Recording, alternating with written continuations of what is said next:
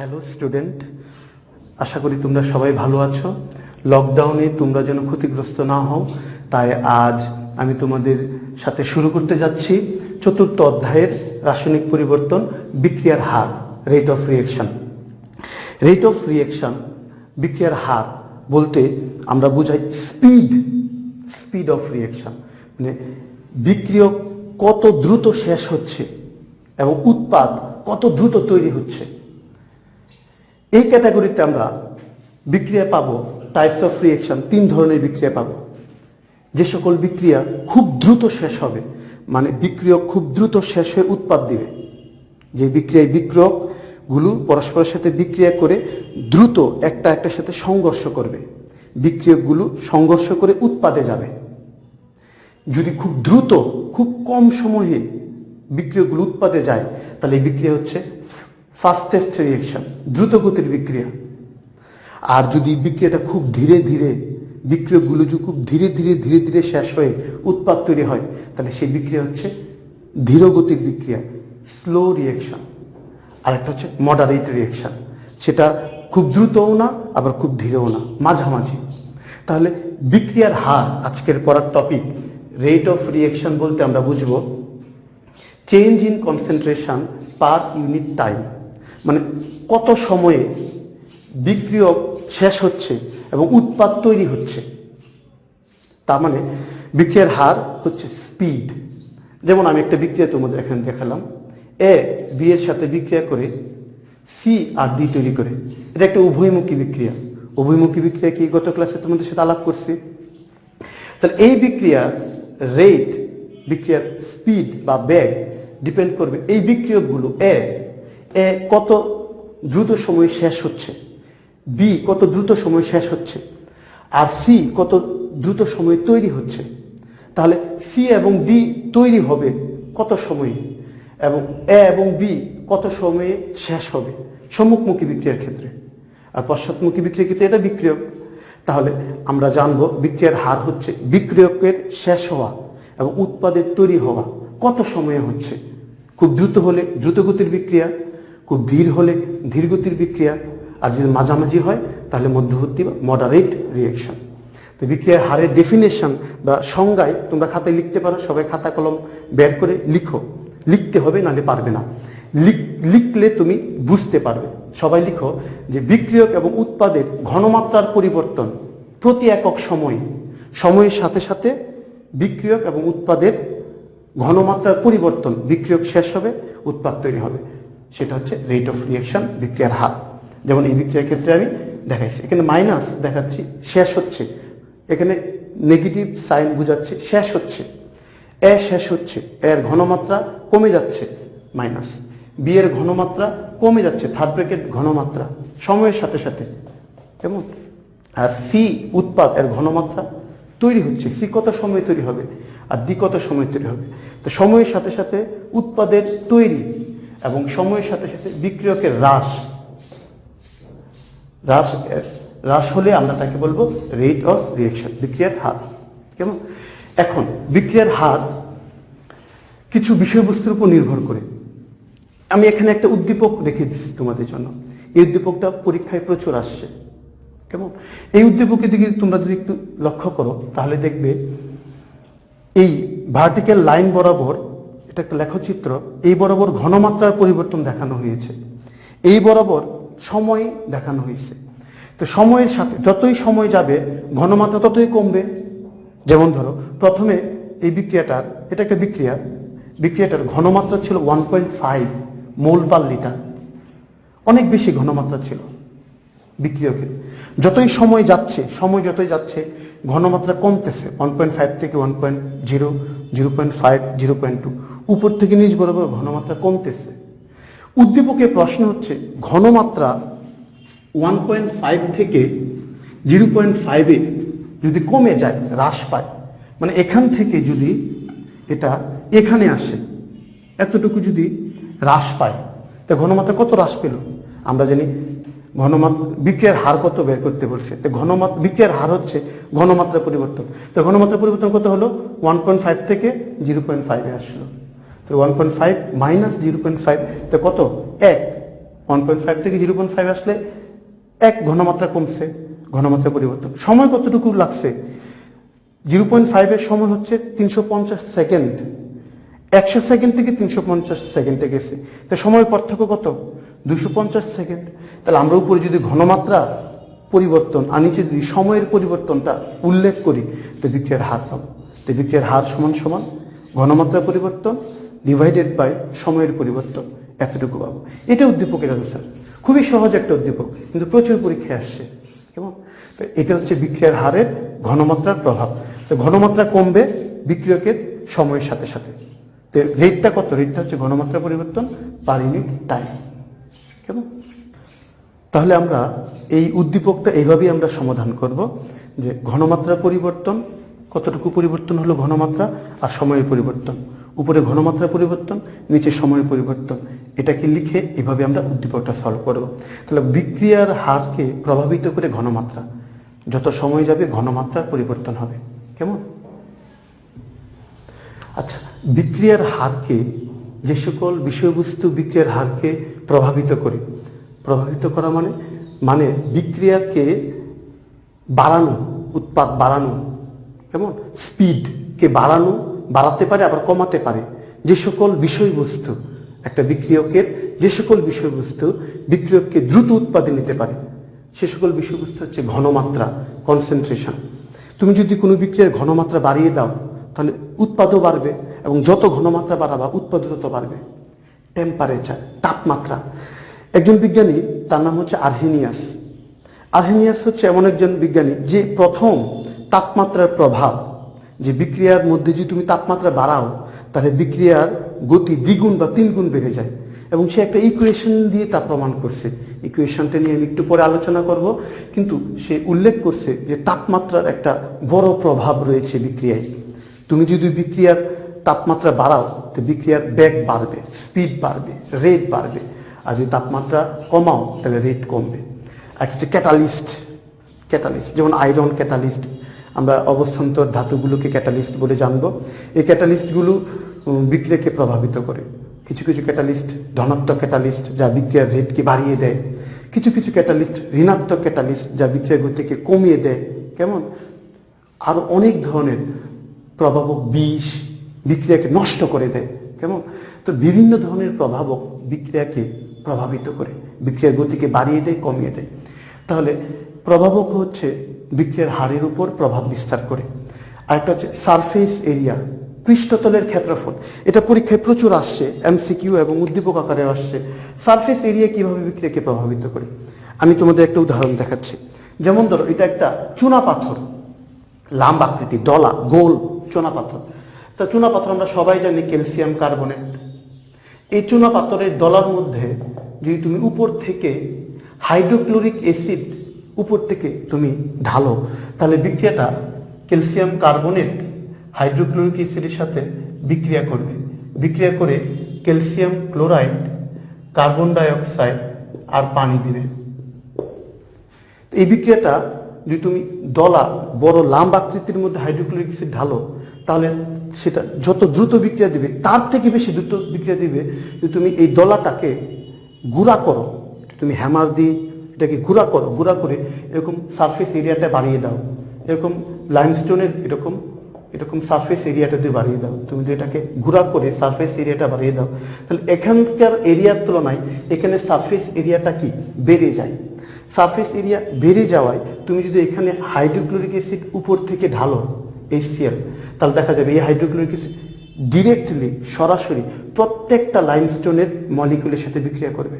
কিন্তু এখানে ঢাললে এখান থেকে এই জায়গায় হাইড্রোক্লোরিক অ্যাসিডটা আসতে সময় লাগবে। তাই সারফেস এরিয়াকে বাড়িয়ে কমিয়ে বিক্রিয়ার হারকে প্রভাবিত করা যায়। তাহলে বিক্রিয়ার হার এখানে কি কম, আর এখানে কি বিক্রিয়ার হার কি বেশি। কেন? এখানে দ্রুত সময়ে বিক্রিয়া হবে, আর এখানে কি কম সময়ে বিক্রিয়া হবে। তো সারফেস এরিয়া বিক্রিয়াকে প্রভাবিত করে। আরেকটা জিনিস, সানলাইট, সূর্যের আলো। এই যে আমাদের উদ্ভিদ, যত ধরনের প্ল্যান্টস, সেখানে যে ফটোসিনথেসিস, সালোক সংশ্লেষণ হচ্ছে, সেটা কিন্তু রিয়েকশন। আমাদের শরীরে ভিটামিন ডি তৈরি হচ্ছে, আমাদের কোলেস্টেরল শরীরে চামড়ার নিচে, রোদ লাগতেছে সরাসরি এটা ভিটামিন ডি তৈরি করতেছে in presence of Sunlight. So Sunlight, সূর্যের আলোক রশ্মি বিক্রিয়াকে প্রভাবিত করে। দেখা গেছে অনেক বিক্রিয়া অ্যাবসেন্স অফ লাইট, মানে আলোর প্রভাব অনুপস্থিতি বিক্রিয়া হয় না। তো আলো বিক্রিয়াকে প্রভাবিত করে। কিছু কিছু বিক্রিয়া অন্ধকারে হয়, কিছু কিছু বিক্রিয়া আলো ছাড়া হয়ই না। তাহলে সানলাইট বিক্রিয়াকে প্রভাবিত করে। আরেকটা হচ্ছে প্রেশার, চাপ। চাপের প্রভাব শুধু গ্যাসের ক্ষেত্রে প্রযোজ্য। যে সকল বিক্রিয়ক উৎপাদ উভয় দিকে গ্যাস আছে, সে সকল বিক্রিয়ার মোল সংখ্যার পার্থক্য থাকলে আর বিক্রিয়ক উৎপাদে যদি গ্যাসিয়াস স্টেটে থাকে, তাহলে তুমি চাপ বাড়াইলে কমাইলে বিক্রিয়া গতি হ্রাস বৃদ্ধি পায়। কেমন? তো বিক্রিয়া গতিকে বা হারকে প্রভাবিত করে চাপ। আমি তোমাদের সাথে আলোচনা করতে যাচ্ছি টেম্পারেচারের প্রভাবটা, মানে আর্হেনিয়াসের সমীকরণটা। এখনই তোমাদের সাথে বিক্রিয়ার হারের উপর বিভিন্ন নিয়ামকের মধ্যে তাপমাত্রার প্রভাবটা খুবই গুরুত্বপূর্ণ, উদ্দীপক আকারে প্রচুর আসছে, এটা নিয়ে তোমাদের সাথে আলোচনা করব। কেমন? বিক্রিয়ার হারের উপর তাপমাত্রার প্রভাব, এটা নিয়ে প্রথম ব্যাখ্যা করছে যে বিজ্ঞানী, তার নাম হচ্ছে Arrhenius. Arrhenius was the first scientist, প্রথম বিজ্ঞানী আর্হেনিয়াস, যে তাপমাত্রার প্রভাবকে ব্যাখ্যা করছে। এবং সে বলছে যে তাপমাত্রা প্রতি 10 ডিগ্রি 10 ডিগ্রি সেলসিয়াস যদি তুমি বৃদ্ধি করো, তাহলে বিক্রিয়ার হার দ্বিগুণ থেকে 3 গুণ বাড়ে। তুমি 10 ডিগ্রি বাড়ালা, ডাবল হয়ে গেল, দ্রুত সময়ে উৎপাদ তৈরি হলো। তুমি তাপমাত্রা কমাইলে বিক্রিয়ার গতিটাও কি কমে যাবে। এবং আর্হেনিয়াস প্রথম এই তথ্যকে কাজে লাগিয়ে ম্যাথমেটিক্যালি সে প্রমাণ করছে তার সমীকরণ, আর্হেনিয়াসের সমীকরণটা হচ্ছে বিক্রিয়ার হার। সবাই একটু লক্ষ্য করো সমীকরণটার দিকে। কে হচ্ছে বিক্রিয়ার হার? বিক্রিয়ার হার হচ্ছে সক্রিয়ণ শক্তির সাথে এক্সপোনেনশিয়াল বৃদ্ধি। এক্সপোনেনশিয়াল বৃদ্ধি মানে কি? ওই যে কিছুক্ষণ আগে বললাম, 10 ডিগ্রি সেলসিয়াস তাপমাত্রার বৃদ্ধিতে গতি দ্বিগুণ থেকে 3 গুণ বেড়ে যায়। এই যে ডাবল হয়ে যায়, ট্রিপল হয়ে যায়, দ্বিগুণ হয়ে যায়, 3 গুণ হয়ে যায়, দ্রুত বিক্রিয়াটা হয়। এটাকে ম্যাথমেটিক্যালি বলা হয় এক্সপোনেনশিয়াল বৃদ্ধি। এটাকে ই দ্বারা প্রকাশ করা হয়, ই। আর এখানে ই এ হচ্ছে সক্রিয়ণ শক্তি, অ্যাক্টিভেশন এনার্জি। এটা কি? এটা নিয়ে আমি ডিটেল আলোচনা করব। এটা বিক্রিয়ার হারের উপর তাপমাত্রার প্রভাবের সাথে রিলেটেড, ভালো করে বুঝতে হবে এটা সক্রিয়ণ শক্তি কি, আমি বুঝাবো এখনই তোমাদের। আর এখানে আর হচ্ছে গ্যাস ধ্রুবক, তোমরা সবাই জানো আর গ্যাস ধ্রুবক। টি হচ্ছে কেলভিন টেম্পারেচার, তাপমাত্রা। আর এ হচ্ছে আর্হেনিয়াস কনস্ট্যান্ট, আর কে হচ্ছে বিক্রিয়ার হার। তো কে সমান সমান এ ইন্টু এক্সপোনেনশিয়াল বৃদ্ধি to the power minus EA by RT. কেমন? এটা প্রতিপাদনও আসে না, আমি তোমরা যদি চাও পরে কোনো একদিন এটা প্রতিপাদন করে দেখাবো। কেমন? এখন আমাদের টাইম লিমিটেড, তাই আর প্রতিপাদন করে তোমাদের দেখাচ্ছি না। এখানে বুঝতে হবে সক্রিয়ণ শক্তিটা কি। আচ্ছা, সক্রিয়ণ শক্তিটা হচ্ছে, ধরো তোমাদের ভালো করে বুঝাই, একটা পাত্রে আমি এখানে এই জায়গাটা তোমাদের দেখাচ্ছি, মুছে দিলাম সক্রিয়ণ শক্তিটা বোঝানোর জন্য। ধরো এটা একটা রিয়েক্টর, পাত্র। এই পাত্রে বিক্রিয়া হচ্ছে এ এবং বি এর সাথে, এ এবং বি এর মধ্যে বিক্রিয়া হচ্ছে। বিক্রিয়া হয়ে তারা তৈরি করতেছে প্রোডাক্ট, ধরো পি তৈরি করতেছে। এ এবং বি বিক্রিয়া করে পি তৈরি করতেছে। তখনই তারা বিক্রিয়া করবে 3টা শর্তে। প্রথম শর্ত, ধরো এই পাত্রে এ আছে, এ আছে, এ আছে, বি আছে, বি আছে, বি এ এরকম আছে পাত্রের মধ্যে। এ এবং বি উৎপাদ প্রোডাক্ট পি তখনই তৈরি করবে যখন এর মধ্যে নির্দিষ্ট একটা শক্তি থাকবে। মানে এ তার যে শক্তি, সেই শক্তি নিয়ে এই একে ধাক্কা দিবে, সংঘর্ষ করবে। সংঘর্ষ তথ্য কোয়ালিশন থিওরিতে এটা ডিটেইল আলোচনা হবে। আমি জাস্ট একটু তোমাদের বলতেছি, এ একটা নির্দিষ্ট শক্তিতে এই বি এর সাথে সংঘর্ষ করবে। এ এর সাথে সংঘর্ষ করবে না, এ বি এর সাথে সংঘর্ষ করবে নির্দিষ্ট শক্তি নিয়ে। বি মলিকিউলও একটা নির্দিষ্ট শক্তিতে এর সাথে কি সংঘর্ষ করবে। তো সংঘর্ষ হবে একটা নির্দিষ্ট শক্তিতে, এরা একটার সাথে ধাক্কা ধাক্কি করবে, সংঘর্ষ করবে। সংঘর্ষ করে এই পি তৈরি করবে। কিন্তু সকল সংঘর্ষ কি কার্যকর হবে না? সংঘর্ষ হতে হবে ইফেক্টিভ, যেটাকে আমরা বলবো ইফেক্টিভ কোয়ালিশন। ইফেক্টিভ কোয়ালিশন, কার্যকর সংঘর্ষ। কার্যকর সংঘর্ষ কখন হবে? ধরো সামনাসামনি যদি সংঘর্ষ হয়, মানে সংঘর্ষণের একটা ওরিয়েন্টেশন আছে, দিক থাকবে, ওরিয়েন্টেশন। যদি সামনাসামনি সংঘর্ষ হয় তখন তা হবে ইফেক্টিভ। পাশাপাশি সংঘর্ষগুলো ইফেক্টিভ হবে না। তার প্রথম শর্ত হচ্ছে বিক্রিয়কগুলো পরস্পরের সাথে সংঘর্ষ করবে। দ্বিতীয় শর্ত হচ্ছে নির্দিষ্ট শক্তিতে সংঘর্ষ হবে। তৃতীয় শর্ত সংঘর্ষ হবে নির্দিষ্ট দিক হতে, সামনাসামনি সংঘর্ষ। সংঘর্ষের পর কি হবে? খুবই ইম্পর্টেন্ট, মনোযোগ। সংঘর্ষ করার পর দেখা যাবে বিক্রিয়কগুলোর একটা শক্তি তাদের থাকে এবং উৎপাদের একটা শক্তি থাকে। এই বিক্রিয়কগুলো শক্তি সংঘর্ষ করে করে শক্তি অ্যাচিভ করবে, শক্তি গ্রহণ করবে, শক্তি পেতে পেতে পেতে পেতে পেতে পেতে একটা শক্তির বাধাকে তারা অতিক্রম করবে।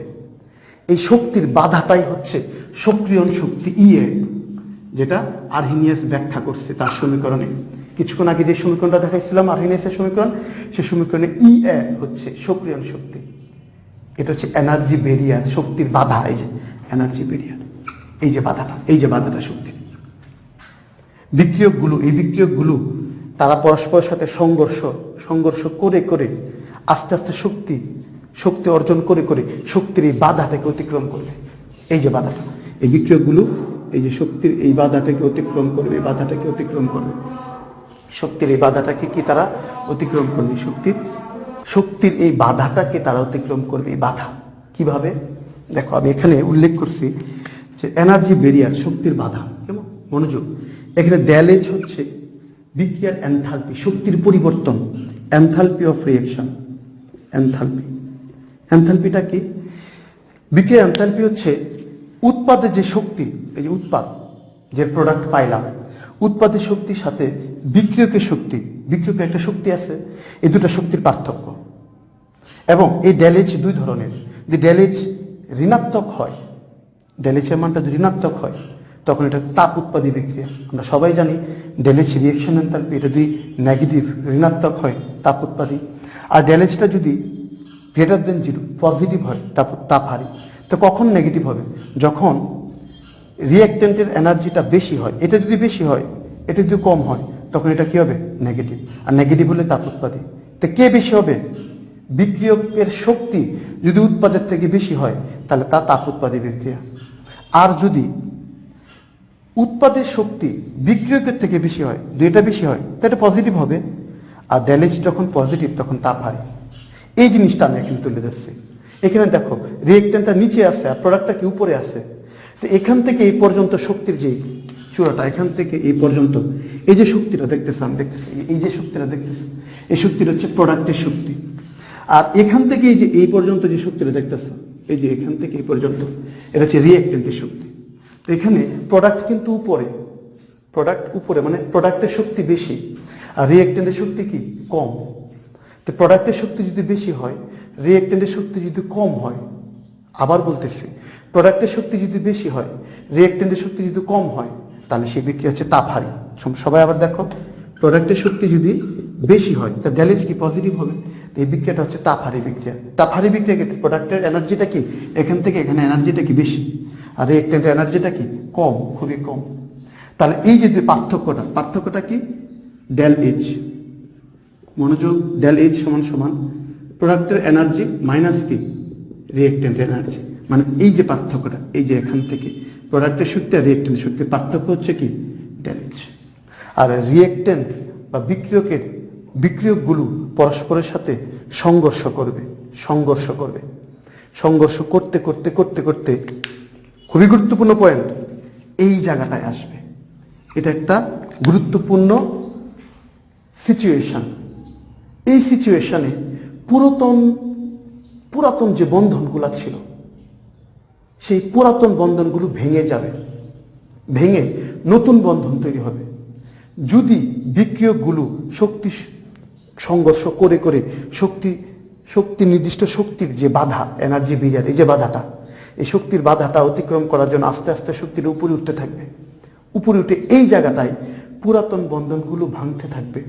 আবার রিপিট করতেছি, এই জায়গাটায় বিক্রিয়কগুলো পুরাতন বন্ধনগুলো ভাঙতে থাকবে এবং উৎপাদ তৈরি হতে থাকবে, নতুন বন্ধন তৈরি হতে থাকবে। এই যে অবস্থানটা, এই অবস্থানটাকে বলা হয় জটিল অবস্থা, complex state, activated complex state, অবস্থান্তর জটিল অবস্থায়। এটা ডেফিনেশন প্রচুর পরীক্ষায় আসে, তোমরা খাতায় লেখো, আমি বলতেছি। যে অবস্থায় বিক্রিয়কগুলো পুরাতন বন্ধন ভেঙে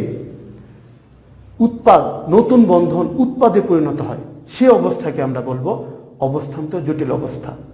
এবং বিক্রিয়কগুলো এই যে অবস্থান্তর জটিল অবস্থাটা, এই অবস্থাটাকে ওভারকাম করে উৎপাদে যাবে। আমাদের এই অধ্যায়টা হচ্ছে রাসায়নিক পরিবর্তন।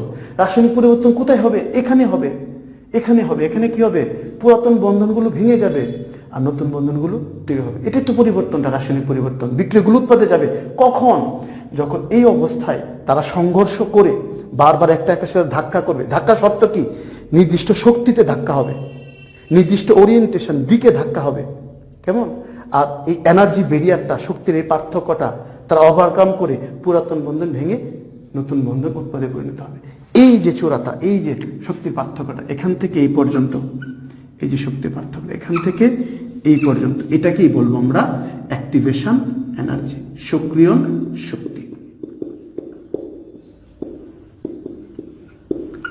Activation energy. এবং বিক্রিয়ার হারের উপর এর প্রচুর প্রভাব রয়েছে। আমি তোমাদের কিছুক্ষণ আগে বলছিলাম যে তাপমাত্রা, টেম্পারেচার, হ্যাঁ টেম্পারেচারের প্রভাব এটাই। দেখা যায় তাপমাত্রা যদি বাড়াও তাহলে অ্যাক্টিভেশন এনার্জি, দ্রুত বিক্রিয়কগুলো তাপমাত্রা বাড়িয়ে দিলাম, দ্রুত বিক্রিয়াগুলো পরস্পরের সাথে সংঘর্ষ করলো এবং এরা একটা হাইট অ্যাটেন্ড করলো এবং এই জায়গায় গিয়ে পুরাতন বন্ধন ভাঙলো, নতুন বন্ধন তৈরি হলো এবং উৎপাদে গেল। এবং বিক্রিয়কগুলো সক্রিয়ণ শক্তি ওভারকাম করে, অতিক্রম করে বন্ধন ভেঙে নতুন বন্ধন তৈরি করে উৎপাদে গেল। এই যে বাধাটা, এখান থেকে এই পর্যন্ত শক্তির এই যে বাধাটা, এটাকে আমরা বলবো সক্রিয়ণ শক্তি। এখানে তো একটা শক্তি থাকে, ধরো এখানে একটা শক্তি EX ধরলাম, আর এখানে বিক্রিয়কের শক্তি কি ER, তাহলে সক্রিয়ণ শক্তি কি হবে? EA, তাই আমরা বলতে পারি EA সমান সমান এই শক্তিটা বেশি EX,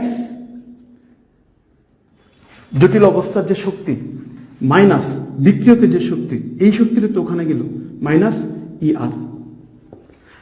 এই দুটো শক্তির পার্থক্য হচ্ছে সক্রিয়ণ শক্তি। ধরো এখানে শক্তি আছে 170 কিলোজুল ধরো, আর এখানে বিক্রিয়কগুলো শক্তি ছিল ধরো 70 কিলোজুল, 70 কিলোজুল। তা আমি তোমাকে যদি উদ্দীপকের প্রশ্ন করি, এটি উদ্দীপক, এইভাবে উদ্দীপকের প্রশ্ন হয়। উদ্দীপকের প্রশ্ন করি তো সক্রিয়ণ শক্তির মান বের করো, তাহলে তুমি বলবা এখানে শক্তি কত? 170, এখানে শক্তি কত? 70। 170 মাইনাস 70, 170 মাইনাস 70 কত থাকলো? 100। তো অ্যাক্টিভেশন এনার্জি কত? 100। তাহলে বিক্রিয়কগুলো 70 শক্তি নিয়ে সংঘর্ষ করে করে শক্তির যে বাধা, এনার্জি ব্যারিয়ার, শক্তির যে বাধা সেটা 100। এই 100 শক্তি তারা অর্জন করে উৎপাদে যাবে এবং এটাকে আমরা বলবো অ্যাক্টিভেশন এনার্জি। গুড, এটা পরীক্ষায় প্রচুর আসে, এটা নোট ইট ডাউন, এটা ভালো করে নোট করো। আমরা আর্হেনিয়াসের সমীকরণটাকে একটু প্রতিপাদন করেছি এভাবে। আমরা সবাই জানি আর্হেনিয়াসের সমীকরণ কে সমান সমান আর্হেনিয়াস ধ্রুবক into e⁻ divide by RT। এই সমীকরণের ধ্যান দিয়ে কথাটা শোনো, এই সমীকরণের উভয় পার্শ্বে যদি তুমি ম্যাথমেটিক্যাল লন ভিত্তিক লগারিদম নাও তাহলে এটা পাবা। আমরা জানি m into n is equal m plus n, তাই উভয় পক্ষে লন নিলে তুমি এই সমীকরণটা পাবা। এই সমীকরণটার লেখচিত্র আমি এখানে আঁকছি। এই লেখচিত্র পরীক্ষায় আসে উদ্দীপক আকারে, মনোযোগ দিয়ে কথাটা শোনো। এই সমীকরণটার এটাকে যদি তুমি y ধরো আর EA ডিভাইডেড বাই R, এটাকে যদি m ধরো, যেহেতু মাইনাস আছে তাহলে মাইনাস m, আর 1/t হচ্ছে কি x, তাহলে x হচ্ছে স্বাধীন চলক আর y হচ্ছে অধীন চলক, আর এই লন a হচ্ছে কনস্ট্যান্ট c। তাহলে তুমি সমীকরণ দাঁড়াচ্ছে y সমান সমান মাইনাস mx প্লাস c, যা y অক্ষকে ছেদকারী রেখার সমীকরণ। এই মাইনাসটা কিন্তু নিম্নমুখী হবে, এটা যদি মাইনাস না থাকতো তাহলে কিন্তু এটা এরকম হতো, কিন্তু এই ঢালটা, স্লোপটা নেগেটিভ হওয়ায় y অক্ষকে ছেদ করছে, কিন্তু রেখাটা হবে নিম্নমুখী, নিচের দিকে যাবে। আর এখানে ঢাল হচ্ছে ট্রিগোনোমেট্রিক ট্যানজেন্ট, যেটা আমরা পাবো minus EA divide by R, এটা হচ্ছে ঢাল। এটা y অক্ষকে ছেদকারী নিম্নমুখী রেখার সমীকরণ, যেটা হচ্ছে আর্হেনিয়াসের লেখচিত্র। এখন যদি তুমি মনোযোগ, যদি তুমি তাপমাত্রাটাকে পরিবর্তন করো, ধরো প্রাথমিক একটা তাপমাত্রা পাইলা T1, এই T1 সময়ে তুমি রেট অফ রিয়েকশন K1 পাইলা, T1 সময়ে রেট অফ রিয়েকশন K1 পাইলা, আর T2 সময়ে the rate of reaction K2 পাও, তাহলে K1 হবে T1 respect to T1 K1, R T2 সময়ে বিক্রিয়ার হার হবে K2 সমান সমান এটা। এই দুটা সমীকরণ যদি এই দ্বিতীয় সমীকরণ থেকে প্রথম সমীকরণ যদি তুমি বিয়োগ করো, এটা থেকে এটাকে যদি তুমি বিয়োগ করো, তাহলে তুমি পাবা log K2 divide by K1। লনকে যদি তুমি লগে আনো, তাহলে এই কনস্ট্যান্টটা বসাতে হয় ম্যাথমেটিক্যালি। লনকে লগে আনলে 2.303 এটা বসাতে হয়, তাহলে এই সমীকরণটা যদি তুমি বিয়োগ করো, তাহলে এই সমীকরণটা পাবো। এবং এটাই হচ্ছে আলটিমেট আরহেনিয়াসের সমীকরণ। এবং এই সমীকরণটা দিয়ে তুমি অঙ্ক করতে পারো, এবং এই সমীকরণের অঙ্ক পরীক্ষায় আসে এমসিকিউতে। কিভাবে আসে? তোমার শক্তি দেয়া থাকবে, যে কোনো একটা তাপমাত্রা দেয়া থাকবে, তার হার দেয়া থাকবে, অন্য তাপমাত্রা দেয়া থাকবে, তার হার বের করো। মানে যে কোনো 3টা দেয়া থাকবে, আর একটা বের করতে হবে 4টা থেকে। এবং এইভাবে তুমি যে কোনো উদ্দীপকের ম্যাথমেটিক্যাল প্রবলেম হোক, তোমার লেখচিত্র ভিত্তিক উদ্দীপক হোক, ম্যাথমেটিক্যাল ভিত্তিক উদ্দীপক তুমি সমাধান করতে পারবে। প্রচুর উদ্দীপক আছে, আমি অন্য কোনো একটা ক্লাসে এই উদ্দীপকগুলো নিয়ে তোমাদের সাথে আলোচনা করব। আমি আশা করি এই লকডাউনের সময়টাতে তোমরা কোয়ালিটি টাইম মানে সময়টাকে ভালো করে ব্যবহার করবে। Thanks for watching my class. আজ এই পর্যন্তই। সবাই ভালো থেকো, সুস্থ থেকো।